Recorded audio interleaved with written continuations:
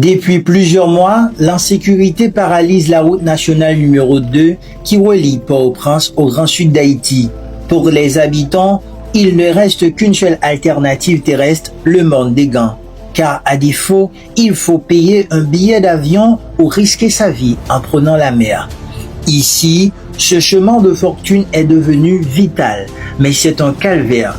Boue, torrent d'eau, glissade, chute spectaculaire, chaque passage menace la vie de ceux qui l'empruntent.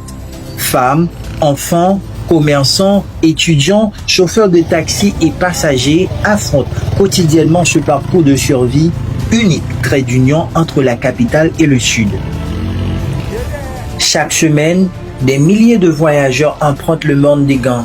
Petits commerçants qui vont acheter leurs marchandises à Port-au-Prince, étudiants en route vers l'université, familles qui rejoignent Léogane, Jacmel, Grand-Goâve, Petit-Goâve, Les Cayes et tout le reste du sud, tous partagent le même quotidien, marcher dans la boue, affronter les cascades d'eau sale, prier pour arriver à destination indemne. Parce que je dis à la je fier pour nos journalistes ensemble avec nous là pour filmer misère n'a passé nous mêmes chauffeurs Léogane, chauffeurs Carrefour parce que des fois là on est capable battre misère on chercher la vie vite tout l'école ouvrir alors quand l'école quand petit monde nous doit l'école ou besoin prendre ou pas comment pour faire mais quand même des possibilités là pour défendre les goudons mais là nous même notre travail Léogane chauffeur Léogane nous prennent pour mauvais monde. Sans ces chauffeurs, le Morne des Gants serait infranchissable. Mais pour eux, chaque trajet est une roulette russe. Nous avons demandé à l'État de bloquer la route principale là, puis pour retirer nous dans ce poste que nous aujourd'hui là. Nous n'avons pas 3 aides de venir camper là, dans la bois là, bonne bac arriver là.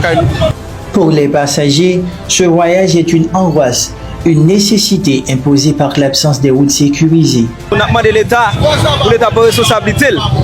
Parce que le pays n'a même pas arrêté pour ça tout le temps. Je n'ai fonctionné pas trop bon. C'est vrai, nous faisons des goudés, mais des goudés n'ont pas arrêté. Après, j'ai moto, pas ici loin. Nous-mêmes, nous avons nous pour mauvais monde, même pas mauvais monde. C'est où nous juste fait parce que nous faisons l'argent pour fonctionner. Bon, je demande à l'État, le pays est bon, route ça quand même, route ça, il est supposé faire. Parce que route ça aide un peu le monde, transporter le monde. Soit ici, à Port-au-Prince, soit Port-au-Prince, venez ici. Pour rejoindre Léogane en passant par le Morne des Gants, chaque passager sans marchandise doit aujourd'hui débourser entre 2500 et 4000 gourdes. Un tarif exorbitant pour une route de misère, surtout pour ceux qui voyagent simplement. Pour ceux qui transportent des marchandises, le coût est encore plus élevé, allant de 5000 à 6500 gourdes, ce qui rend le voyage presque inaccessible pour beaucoup. À titre de comparaison, ces montants dépassent de loin le salaire journalier de nombreux travailleurs haïtiens. Tout au long du trajet, à peine 2 points d'eau captés restent encore actifs. À l'œil nu, l'eau qui sort du tuyau paraît claire, mais l'environnement raconte une autre réalité. Le sol est couvert de boue, l'endroit est insalubre, de l'eau stagnante et sale ruisselle tout autour. Et pourtant, c'est ici que les voyageurs s'arrêtent. Ils se lavent le visage, remplissent leurs bouteilles, boivent à même le jet.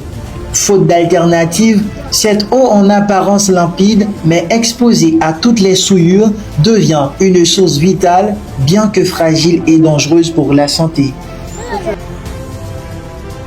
Le long du chemin, la débrouillardise reprend ses droits. Des petites marchandes vendent des frites, boissons et fuient aux voyageurs épuisés.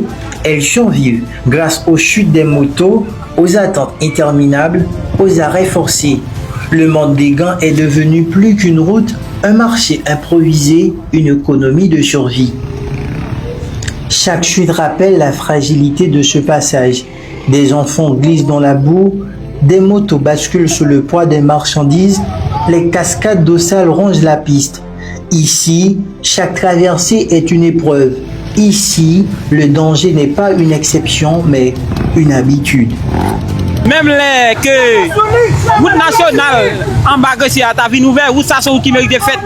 Si l'État calégé même la route en bas ta vie nouvelle où ça sont qui mérite fait. Là c'est chauffeur Léogane qui là. Pour ces hommes, la fatalité est devenue une compagne de route, mais la pauvreté les oblige à continuer malgré la peur, malgré les blessures. Bon, si un message n'a passé pour l'État, même là c'est vrai, là, nous avons défendu des goûts de nous, mais si vous avez ouvrir, vous encore plus mieux, parce que Là c'est vrai, là on est faut dégoûter là ou pas Jules vrai. Le Mandinga n'est pas un simple détour, c'est aujourd'hui le seul lien vital entre Port-au-Prince et tout le Grand Sud. Mais il est aussi le symbole d'un pays abandonné à lui-même, où circuler devient un privilège réservé à ceux qui peuvent payer l'avion ou prendre la mer au péril de leur vie.